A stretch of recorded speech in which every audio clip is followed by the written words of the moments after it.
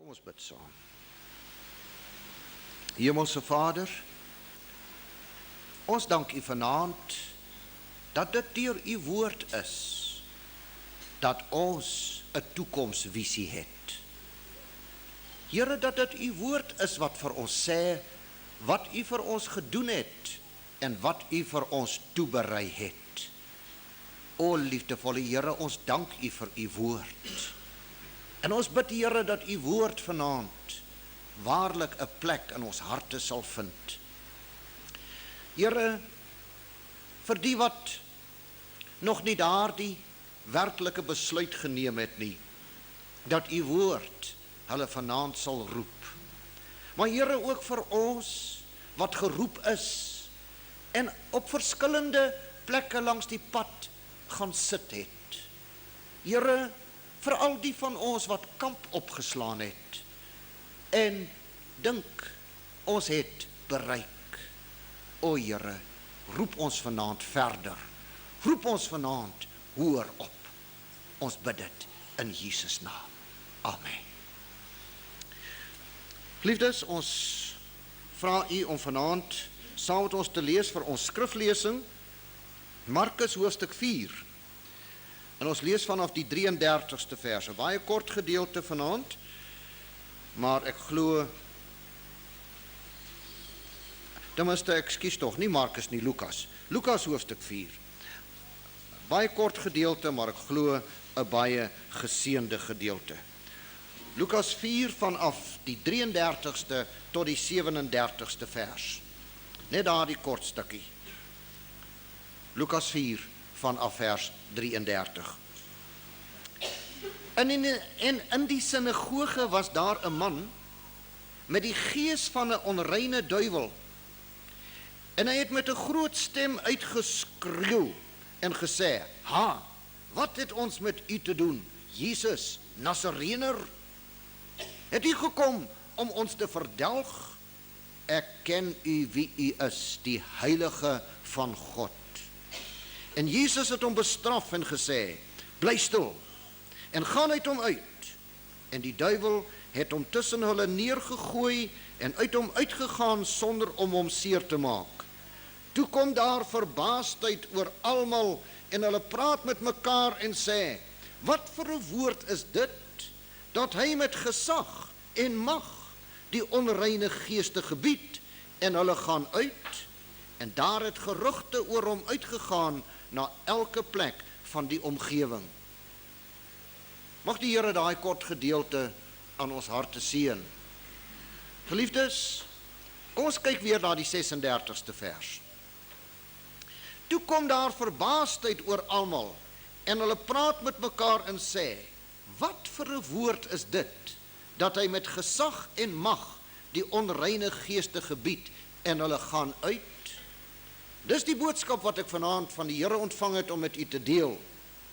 Daardie woorde wat daardie mense gesê het vir mekaar. Wat vir 'n woord is dit? Wat vir 'n woord is dit? Hierdie woord wat die onreine geeste gebied en hulle gaan uit. Wat vir 'n woord is dit? Wanneer ons na die agtergrond kyk, dan sien ons hoe dat ons Here Jesus, vol van die Heilige Gees, nadat hy deur Johannes gedoop is, en hy is gedoop toe hy 30 jaar oud was. Dit het natuurlik ook 'n baie groot betekenis in die Israel geskiedenis. Volgens die Israel geskiedenis was dit die mondigwording, was 30 jaar. En Jesus het juis gewag totdat hy 30 jaar oud was, voordat hy met sy bediening begin het. En hy het ook nie met sy bediening begin, voordat hy nie gedoop was, en toe gedoop was in die Heilige Gees nie. En die Heilige Gees het hom die wildernis ingelei, om versoek te word deur die duiwel. Daardie verhaal ken ons goed, en dan lees ons, hoe dat die Here Jesus teruggekom het, van die wildernis af, in die krag van die Heilige Gees, en dat daar magtige gerugte van hom rondgegaan het, omdat hy onmiddellik magtige tekens en wonders begin doen het. Maar toe hy in Nasaret kom, toe het hulle hom daar verag, want dit is waar hy vandaan gekom het, en 'n profeet is nie geëerd in sy eie land nie. En hulle wou hom selfs daar doodmaak, deur hom van die krans af te stamp. Maar dit was natuurlik nie sy tyd nie, en dit was nie die manier wat dit vir hom bepaal was om te sterf nie. En so het hy tussen hulle deur geloop en weggegaan. En ons lees daar in die 31ste vers, en hy het afgekom na Kapernaum, 'n stad van Galilea, en hulle op die Sabbat geleer. En hulle was verslae oor sy leer, want sy woord was met gesag.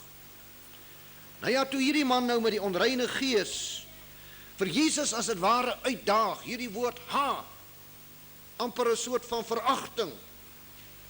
Ha, wat het ons met u te doen? Jesus, Nasarener, het u gekom om ons te verdelg? Ek ken u, wie u is, die heilige van God. My broer en suster, die duiwels en die demone ken vir Jesus. En hulle het hom ook erken en by hom gepleit en gesê dat hy hulle nie voor die tyd moes verdelg nie. Kom ons kyk 'n bietjie na Matteus 8 vers 29.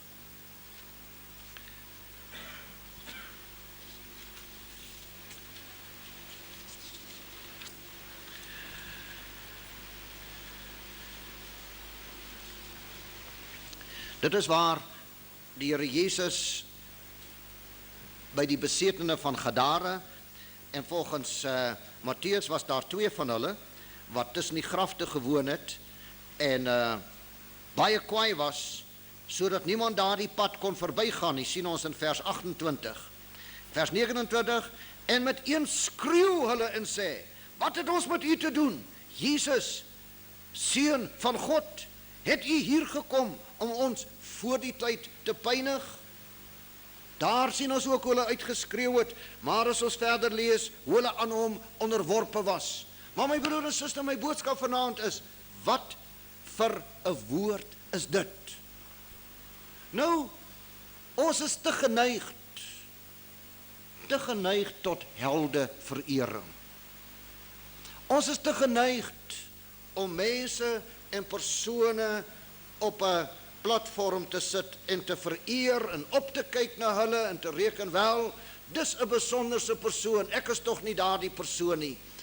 My broer en suster, verstaan my vanaand mooi, ons doen dit veral met Jesus. U sal sê nou, maar wat is daarmee verkeerd? Natuurlik moet ons hom aanbid, natuurlik moet ons hom vereer. Ja, my broer en suster, dit is waar. Maar die gevaar, die groot gevaar lê daarin, dat ons na Jesus sal kyk in 'n verkeerde lig. Dat ons na Jesus sal kyk, dat hy sy wonderwerke en hierdie wat vir 'n woord wat hy gespreek het, dat hy dit gespreek het in sy hoedanigheid van sy godheid. En dit is waar die misleiding vandaan kom. Sekerlik, as Jesus hierdie woorde gespreek het in die hoedanigheid van sy godheid, dis aanbiddingswaardig en alles wat daarmee saamgaan. Maar my broer en suster, vir u en vir my, in die praktiese stryd waar ons in is, sal dit vir ons van baie min waarde wees. Ons Here Jesus het 'n groot taak kom vervul. Sekerlik het hy vir ons kom sterf aan die kruis. Sekerlik het hy ons uit die moddersluik kom uithaal, soos ons vanaand gesing het, met liefdehand haal hy my uit. Ons kon onsself nie red nie, ons kan ons eie sondes nie vergewe nie, ons kan nie uit ons eie sondes uitkom nie. Jesus het dit vir ons kom doen. Maar my broer en suster, dis nie al wat hy kom doen het nie. Toe hy op aarde was, het hy vir ons kom demonstreer hoe die herstelde mens sy autoriteit teruggekry het. En daardie autoriteit wat die Here Jesus uitgeoefen het en uitgevoer het, was 'n autoriteit wat hy aan u en aan my gegee het. Dit was 'n autoriteit wat hy vir ons kom demonstreer het, as hy daardie duiwels bestraf het en uitgedryf het, en hulle laat uitskreeu het, net in sy hoedanigheid as God, sou dit vir ons, sover dit betref, geen waarde gehad het nie, want Jesus het dit gedoen. God kan dit doen, ek as mens kan dit nie doen nie. En hoe lank moet ek dan so aanhou, my broer en suster? U sien, geliefdes, ons het 'n prediking waar ons mee groot geword het, wat ons van geslag tot geslag gekry het. En dit is, dat wat is die hoofdoel? Die hoofdoel is dat ek hierdie ou wêreld kan ontsnap en kan ontvlug en eendag salig in die hemel kan wees. Nou dank God, my broer en suster, die Here het ons uit genade gered. Dank die Here, hy het ons sekerlik kon verlos van hierdie ou wêreld. Maar my broer en suster, hy het ons nie net kon verlos nie, hy het nie net gekom om vir ons eendag in die hemel te laat opneem as dit die gedagte is nie. My broer en suster, hy het gekom om die verlore autoriteit aan sy kinders te kom teruggee. En hy het dit kom demonstreer deur sy eie bediening. Daar is niks wat Jesus op aarde gedoen het in daardie tydjie wat hy op aarde bedien het, wat hy gedoen het in sy hoedanigheid as God nie.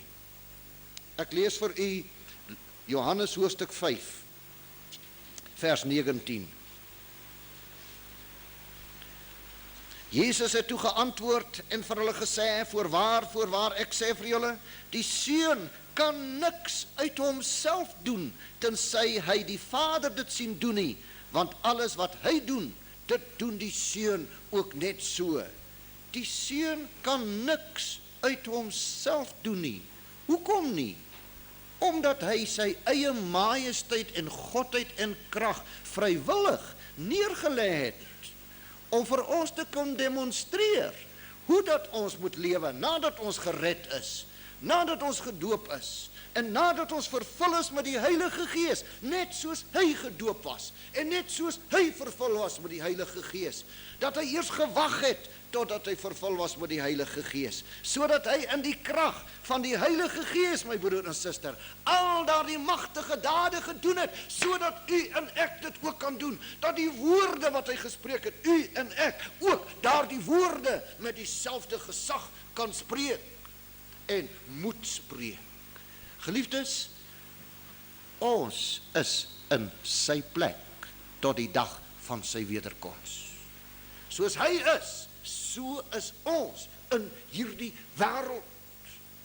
Ek weet, my broer en suster, ons is so verdwaasd, ons is so, as het ware, oor die kop geslaan, deur die sonde, deur die ellende, deur ons eie tekortkominge, deur ons eie mislukkings, dat 'n boodskap soos hierdie, dat jy 'n gevoel kry, prediker, dis te goed om waar te wees. Maar my broer en suster, ek predik vir u die woord van God. Ek bring vir u die Here se woord. Ek bring vir u die hartslag van die Godsplan. Prys sy wonderlike en heerlike naam. Wat vir 'n woord is dit? My broer en suster, ek kan vir u baie sulke tekste lees waar dit praat van Jesus, dat hy dit nie uit sy eie krag gedoen het nie, maar dat hy dit gedoen het in die krag van God. Dieselfde krag wat aan u en aan my gegee is, deur die doping in die Heilige Gees. Ek lees vir u net nog een versie, en dis die 30ste vers van Johannes 5. Ek kan uit myself niks doen nie. Hoor 'n bietjie, kom ons lees dit weer. Dis nie ek wat so sê nie, dis Jesus wat so sê, daar staan dit geskryf. Ek kan uit myself niks doen nie. Verloon dit nou die godheid van Jesus? Nee, my broer en suster, maar hy het sy godheid vir hierdie bediening, vir daardie oomblik neergelê, sodat wat hy gedoen het, hy dit gedoen het in dieselfde krag en in dieselfde Gees wat vir u en vir my gegee is. En solank die duiwel ons kan hou, as hy ons kan weghou om Jesus te ontmoet, as hy ons kan weghou om gered te word, sekerlik is dit sy hoofdoel. Maar as hy nie daarin kon slaag nie, dat ek 'n kind van God geword het, en dat ek ontvang het en aangeneem het, dat ek gewas is in sy kosbare bloed, dan sal hy my veg, soos ek gebid het vanaand. En in my gebed het ek die pad opwaarts gesien. En ek het op hierdie pad opwaarts, in die Godsplan vir my, as mens, as sy kind, het ek baie sitplekke, en stilhouplekke, en selfs kampeerplekke gesien. O ja, ons bereik trappe en fases in ons Christelike lewe, wat vir ons lieflik is, en wonderlik is. Het is wonderlik om gered te wees, het is wonderlik om verlos te wees van jou sonde, my broer en suster, daardie ou vuil dinge, wat jy gedoen het, en waarvoor jy jouself dikwels gehaat het, dat jy daarvan verlos is, dat jy kan diep asemhaal in die skoon lug van God se verlossing en se redding. Dis te lieflik om daar te bly. Dis te lieflik om nou kerk toe te gaan. Dis nou te lieflik om na God se woord te luister. Dis lieflik om net daar te sit. Dis lieflik om te sing. Dis lieflik om my hande te klap. Dis lieflik om die Here te loof en te prys. Ek slaan maar net vir my hier 'n tabernakel op. Ek bly maar net hier so, dis te lekker. Maar nee, my broer en suster, daar's werk om te doen. Daar's 'n stryd om te stry. Daar's 'n bediening om uit te voer. Daar is nog demone. My broer en suster, die duiwel is nog besig. Die duiwel het nog dieselfde werk. En wie moet dit nou doen? O, ons bid so baie vir Jesus. Ek wil nou jy moet mooi luister vanaand, selfs ons eie gemeente. En as jy dit nie kan verstaan nie, moet dit nie weggooi nie. Gaan bid daaroor, gaan dink daaroor. Ons bid so baie, dat Here, maak tog die een gesond, of maak tog daardie een gesond. Ag Here, verlos tog hierdie een, of verlos daardie een. Maar weet jy wat het Jesus vir ons gesê? Hy het gesê, gaan julle, maak julle die siekes gesond. Dis ons werk. Maak julle siekes gesond. Dryf julle die duiwels uit. Verniet dat julle dit ontvang. Gee verniet. Ek, die siekes gaan gesond maak. Ja, my broer en suster. Hoe? Met dieselfde woord. Met dieselfde handoplegging. Met dieselfde kommissie. Met dieselfde aanstelling. Wat Jesus gehad het. Jesus sê vir sy disippels, nadat hy op hulle geblaas het en vir hulle gesê het, ontvang die Heilige Gees. Toe sê hy vir hulle, soos die Vader my gestuur het, so stuur ek julle. Ek het baie keer voor die Here moes bely. Sê, Here, ek erken nie, deur my dade, nie deur my woorde of selfs deur my gedagtes nie, maar deur my dade, Here, erken ek nie u gesag, soos ek die gesag van die Vader erken nie.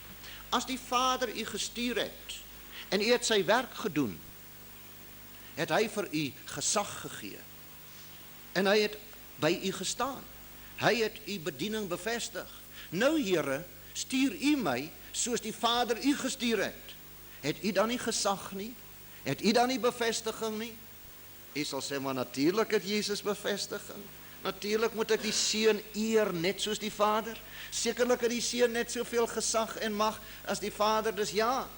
Maar hoekom erken ons dit nie? Hoekom gaan doen ons dit nie? Broer en suster, dis ernstige sake hierdie. Die Here het vanaand dit op my hart gelê om u op te lig. En vir u te sê, laat staan daar die sitplekkie van jou en klim 'n bietjie hoër op. Klim 'n bietjie hoër op in jou roeping. Klim 'n bietjie hoër op in jou bediening. Klim 'n bietjie hoër op in wat God, die werk wat God vir jou gegee het. Nou goed, ek los dit daar. Daar is nog baie tekste soos Johannes 5 vers 19, Johannes 5 vers 30. Maar nou, Johannes 14 vers 12, wat ons baie goed ken. Maar kom ons lees dit met mekaar saam. En vra u self af vanaand, of ons dit werklik glo. Voorwaar, ek sê vir julle. Nou wanneer die Here Jesus sê voorwaar, altyd is dit voorwaar, is dit 'n dubbele bevestiging. 'n Dubbele bevestiging in die mond van 2 of 3 getuies staan 'n saak vas. Met ander woorde, Jesus is baie ernstig wanneer hy dit sê. Hy bevestig dit dubbeld. Voorwaar, ek sê vir julle, wie in my glo, die werke wat ek doen, sal hy ook doen. En hy sal groter werke doen as dit, omdat ek na my Vader gaan. Die werke wat ek doen, sal hy ook doen, en groter werke as dit, omdat ek na my Vader gaan. Hoekom doen ons dit nie? My broer en suster, daar word hierdie vraag word baie gevra. Daar word selfs beskuldigings gemaak. Maar ons moet ernstig wees met onsself. En ons moet sê, nou, maar hoekom doen ek dit dan nie? Ek het niemand anders om te beskuldig, behalwe myself nie. Ek ken die woord. Ek glo hierdie dinge. Nou, wat is dan my probleem? Nou, laat ons 'n bietjie vanaand daarna kyk, en kyk of die Here vir ons dalk nader aan 'n oplossing kan bring. Maar broers en susters, voordat ek dan verder gaan, weet ons die apostel Paulus sê, ons worstelstryd is nie teen vlees en bloed nie, maar ons stryd is teen die owerhede, teen die magte, teen die wêreldheersers van die duisternis van hierdie eeu, teen die bose geeste in die lug. En wanneer ons kyk na 'n hele paar insidente in die Bybel, ons kyk byvoorbeeld na Daniël se gebed, en ons kyk die stryd wat hy gehad het, hoe dat hy vir 3 weke aan mekaar gevas en gebid het, en gelyk het asof daar niks gebeur het nie, asof die Here hom nie gehoor het nie, maar omdat hy 'n man van God was, en hierdie dinge alreeds in die Ou Testament geken het, my broer en suster, en hierdie dinge verstaan het hy nie opgehou nie. Hy het geweet, die antwoord is aan die kom, hy het net nie geweet hoe nie. En op die 21ste dag, toe staan die engel van die Here by hom, 'n waaragtige engel, geliefdes, 'n antwoord op gebed. Hoekom moet ons net van hierdie dinge lees? Hoekom moet ons net hierdie dinge bewonder? Waar is ons eie ondervinding daarvan? Ek voel is omdat ons kamp opslaan. Is omdat ons 'n heldeverering het, wat ons nie op onsself toepas nie. O, dis Daniël, geliefde man van God. O, dis Petrus se skaduwee wat op die siekes geval het. Is wonderlik. O, dis Paulus wat vir daardie vals profeet Elimas of Bar Jesus, die towenaar, gesê het, vir 3 dae, of ten minste vir 'n tyd, sal jy die son nie sien nie. En vir 3 dae kon hy nie sien nie, hy was onmiddellik met blindheid geslaan, want hy het die evangelie op daardie oomblik weerstaan. En Paulus, wat het hy gedoen? Hy het 'n woord gespreek. Wat 'n woord is dit? Die meisie van Handelinge 16, die met die waarsêers gees, loop agter hulle aan en hinder hulle en pla hulle, alhoewel wat sy gesê het was waar, maar dit was nie van God nie, totdat hy daardie bose gees in haar bestraf het en hom beveel het om uit haar uit te gaan, en onmiddellik het sy al haar waarsêerskrag verloor. Hoe het hy dit gedoen? Nie met geweld nie, broer en suster, met die woord. Wat vir 'n woord, wat vir 'n woord is dit? Ons worstelstryd is nie teen vlees en bloed nie. Geliefdes, ons kan maklik met baie dinge op loop gaan, maar ek voel die uitdaging is vir onsself om tot soberheid te kom. Ons kan maklik hierdie tekste aanhaal, en ons het dit heel moontlik al baie probeer toepas, en nie met baie groot satisfaksie het ons resultate gekry nie. Wat is die rede? Nou dit wat ek nou vir u gaan lees, ek sê nie dit is 100% op ons van toepassing nie, maar ek reken daar's 'n les vir my daarin.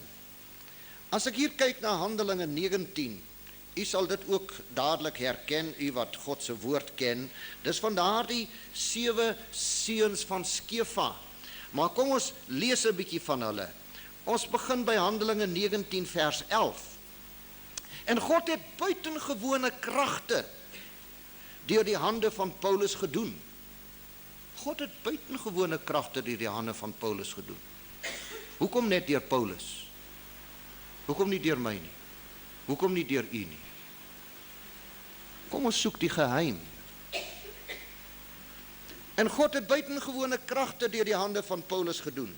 sodat selfs wanneer doeke of voorskote wat aan sy lyf was op die siekes gelê is, die siektes van hulle gewyk en die bose geeste van hulle uitgegaan het. En sommige van die rondtrekkende Jode, duiwelbesweerders, het dit gewaag om die naam van die Here Jesus te noem oor die wat bose geeste gehad het, en te sê, ons besweer julle by Jesus, wat Paulus verkondig. Andere woorde, hulle het die autoriteit wat Jesus gehad het hulle erken. Ons besweer julle by Jesus wat Paulus verkondig. Ek sal seker van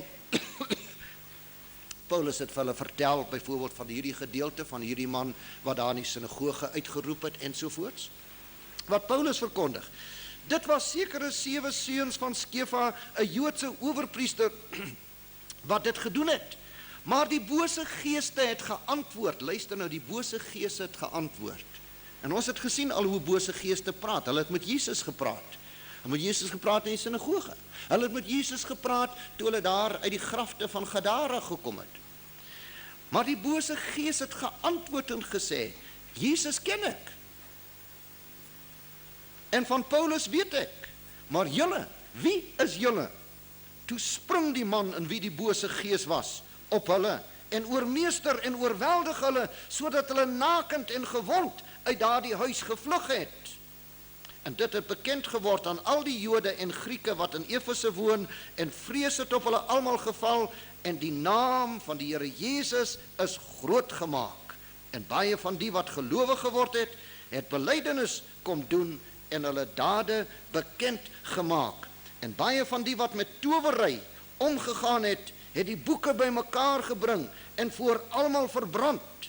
En hulle het die waarde daarvan bereken en gevind dat dit 50.000 silwerstukke was. So die woord van die Here met krag gegroei en sterk geword. Broer en suster, ek weet daar's nie een van u in hierdie vergadering vanaand wie se hart nie warm klop by die aanhoor van hierdie wonderlike dinge nie. Maar broers en susters, hoe lank moet dit vir ons 'n stukkie geskiedenis bly? En dis juis ons probleem. As ons wil kamp opslaan, dan slaan ons kamp net hier op en ons bewonder dit altyd en ons sal altyd graag na 'n mooi preek hieroor wil luister, want dit bekoor jou hart. Maar geliefdes, sover dit sy praktiese uitwerking het, as dit net hier bly, beteken dit vir u en vir my niks nie. Daardie bose geeste is vandag nog in die wêreld. Geliefdes, towery en al hierdie dinge gaan elke dag nog al meer en meer aan. Wie moet iets daaraan doen? Ons Here Jesus uit die hemel, sal ons nou maar bidure hou en vastye en afsondering en sê, o Here, kom doen tog iets aan hierdie situasie.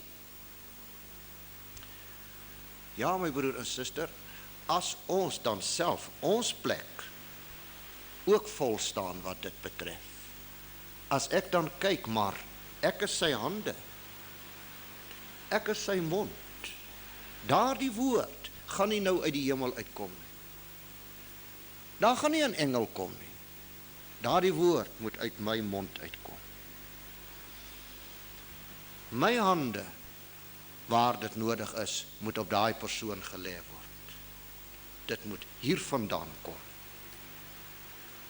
Ek moet daardie uitdaging aanvaar. Ek moet daardie geloof hê. Ek moet die voorwaardes nakom. Die Here Jesus sê vir sy disippels, julle moet nie uit Jerusalem uitgaan voordat julle nie aangedoen is met krag uit die hoogte nie.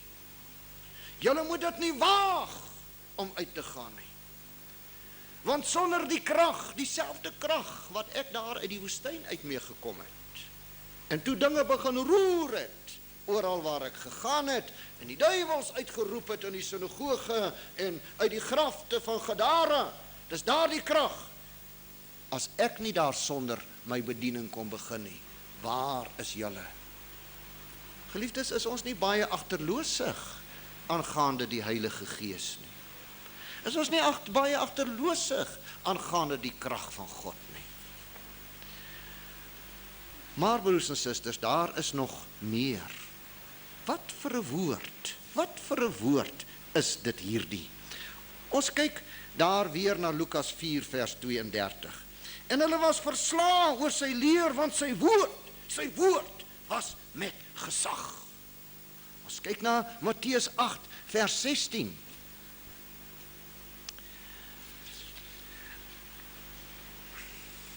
En toe dit antwoord, het hulle na hom, dus na Jesus, baie gebring, wat van duivels besete was, en hy die geeste met 'n woord uitgedrywe, en almal wat ongesteld was, het hy gesond gemaak.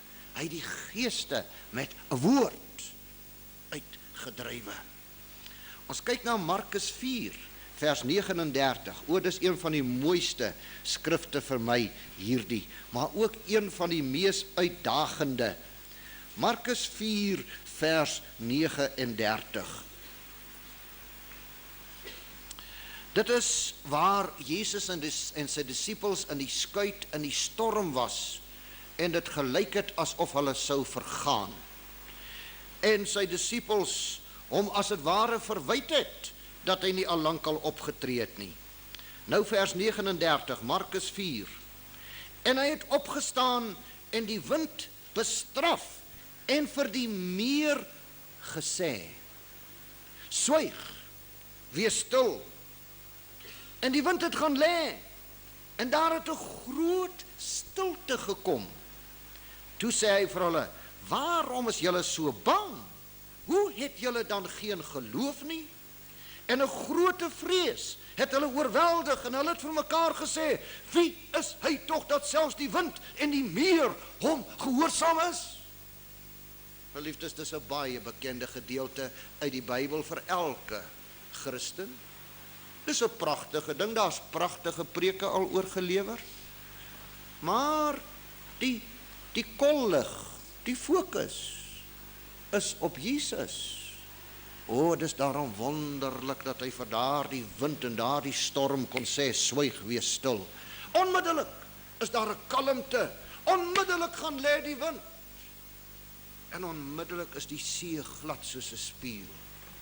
Wie is hierdie man? Watter man is dit hierdie, dat hy selfs die wind in die storm gebied? Dis Jesus, dis wonderlik, en dit is wonderlik, my broer en suster. Maar my broer en suster, hy het dit nie gedoen ter wille van homself nie. Hy het vir ons iets gedemonstreer. U en ek het dieselfde autoriteit. U sal sê, prediker, nou oortref jy jouself. Nou gee jy 'n tree en 'n stap verby by wat jou geoorloof is. Nee, my broer en suster, hierdie uitdaging word elke dag by my meer en meer. Wanneer ek kyk na die storm, en daar is, as jy hierdie dinge mooi met mekaar vergelyk, dan sal jy sien wat hierdie storm is. Jy sal sien dat hierdie see stel altyd die rustelose mensdom voor. Die wind stel altyd voor vreemde ideologieë, vreemde opstokery wat die massas opstook dat hy word soos 'n skuimende see. En as jy na die Bybel as geheel kyk, wat is die doel? Is om God se Israel volk te laat sink. Dis die hoofdoel. Daar's baie politieke geskreeu en redenasies en baie dinge in die wêreld, en hoe moet ons dit opsom? Hoe moet ons dit saamvat? Hoe sal ons hierdie tyd verstaan waarin ons lewe? Baie maklik, my broer en suster. Die wederkoms van Jesus staan voor die deur. Maar die wederkoms van Jesus moet geskied volgens die skrif. Daar mag nie 'n joodtytjie of 'n titeltjie uit die skrif vermis wees wanneer Jesus kom. Die hele toneel moet absoluut in orde wees. Elke ding moet op sy plek wees wanneer Jesus kom. En weet jy wat is een van die hoofelemente wat op hulle plek moet wees? Daar moet 'n Israel volk wees vir Jesus om oor te kom regeer. As daar nie 'n Israel volk is nie, kan Jesus nie terugkom volgens die skrif. Dis onmoontlik. Dan is die skrif in 'n groot gedeelte mank geslaan. 'n Groot gedeelte van die legkaart is vermis. Daardie deel is weggegooi. En daardie prent kan nooit voltooi word en dan kan Jesus nie kom nie. En Satan weet dit. Dis hy wat die storm opstook van die massas en die nasies. En ons is in daardie skuit, my broer en suster. En weet u, die Here, as u hier lees, het die Here vir sy disippels gesê, kom ons gaan in die skuit en ons vaar oor na die oorkant. Halleluja. Jesus het gesê, ons vaar oor na die oorkant. As daardie skuit daar gesink het, sal hulle nooit aan die oorkant gekom het. En Jesus se opdrag en sy bevel sou nie waar gekom het nie. Jesus sou hulle self in die steek gelaat het. Dit kan nooit wees nie. Jesus, ons Vader, die Godsplan, sê vir ons, vaar oor na die oorkant. Ons bestemming is die Kanaans land. Ons bestemming is die koninkryk van God, my broer en suster. Ons moet daar wees, aan die ander kant. Ons kan nie vergaan nie. Maar nou, wat is ons aandeel? Ons aandeel is, ons moet ook met die storm praat. Ons moet ook vir hom sê, swyg, wees stil. Maar in elk geval, ek wil nou nie verder meer daaroor uitwy nie. Ek wil vir u nog 'n bekende skrif gee wat u baie goed ken, en dit is wat die Here Jesus die vyeboom vervloek het. En toe hulle almal verbaas was daaroor dat daardie boom vervloek was, en onthou, Jesus het 'n woord gespreek. Kom ons kyk na die 14de vers van Markus 11, en Jesus spreek en sê vir hom, dis vir die boom. Jesus spreek en sê vir hom, laat niemand ooit in der ewigheid van jou 'n vrug eet nie. En sy disippels het dit gehoor. En toe hulle later daar verbykom, te sien hulle die boom is verdroog. Nou ja, ons lees die 21ste vers, en Petrus het onthou en vir hom gesê, Rabbi, kyk, die vyeboom wat u vervloek het is verdroog. En Jesus antwoord en sê vir hulle, julle moet geloof in God hê, want voorwaar ek sê vir julle dat elkeen wat vir hierdie berg sê, lig jou op en gooi jou in die see, en nie in sy hart twyfel nie, maar glo dat wat hy sê sal gebeur. Hy sal verkry net wat hy sê.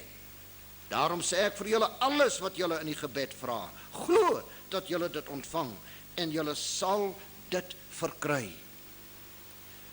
My broer en suster, daar is so iets soos geloofskrag. Geloofskrag. Maar soos ek vanoggend vir u gesê het, geloof moet geoefen word. Dit moet geoefen en geoefen word, dat dit elke keer sterker word. Ons kan nie passief in hierdie saak staan nie.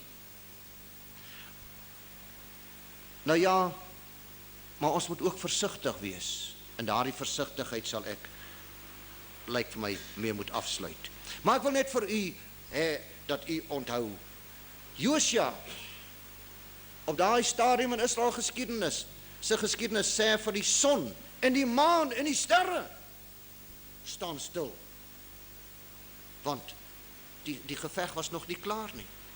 En die son en die maan en die sterre het gaan stil staan. En in ons moderne wetenskap met ons rekenmeesters is dit bewys dat daar so iets gebeur het. Op die woord van 'n man. Wat 'n woord is dit? Broer en suster, om daardie woord te kan spreek, moet dit hier binnekant reg wees. Dit moet reg wees tussen my en tussen God. Dit moet reg wees tussen my en my medemens. En ek voel dis hier waar die stryd mee begin moet word. Ek het ongelukkig nou nie, ek sien, weet as 'n mens oor hierdie dinge praat, dan gaan die tyd baie gou verby. En daar was nog 'n hele paar dinge wat ek vir u wou beklemtoon het, maar ek sal dit moet laat staan. Maar geliefdes, hierdie stryd is 'n fyn geskakeer, daar is fyn nuances aan verbonde. Daar's fyn skakeringe aan verbonde. En elke dag van ons lewe moet ons mooi kyk. Daar's dinge wat teen ons gegooi word of na ons toe kom om ons te verstoor, om ons verhouding met God te verstoor, om ons gebedslewe te verstoor, om ons verhouding tussen mekaar te verstoor, sodat ons die patroon van die woord in ons eie lewens deur mekaar krap. En elke keer dan word ons daarmee gevang. Elke keer dan word daai struik vir ons gestel. As ons na Jesus se lewe kyk, om hierdie, wat vir 'n woord is dit? Het hy in geen ander opsig met sy woorde verkeerd gegaan nie. Het hy in geen ander opsigte met sy optrede verkeerd gegaan nie, sodat sy verhouding met die Vader ononderbroken was, dat daar die krag kon vloei, sodat daar die stuurkrag van die goedkeuring van die Vader in sy lewe was, om daar die woord sy autoriteit te gee. So ook in my lewe en so ook in u lewe. Geliefdes, ek moet in daardie geloof staan op my verworwe deur Christus geregtigheid. Dis nie my geregtig nie, dis sy geregtigheid. Dis nie my krag nie, dis God se krag, maar dit moet deur my werk. Wat vir 'n woord is dit?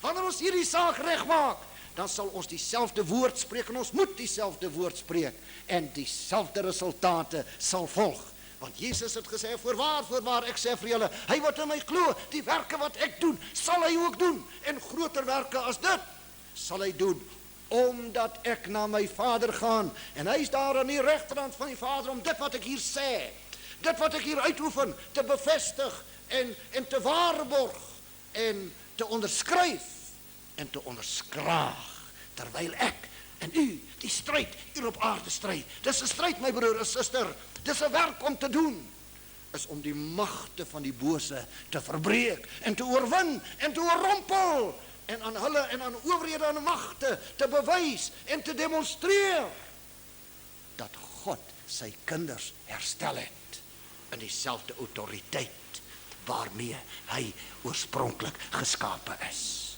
Wat vir 'n woord is dit? 'n heerlike en 'n wonderlike woord. Amen. Prys die Here. Dink ons gaan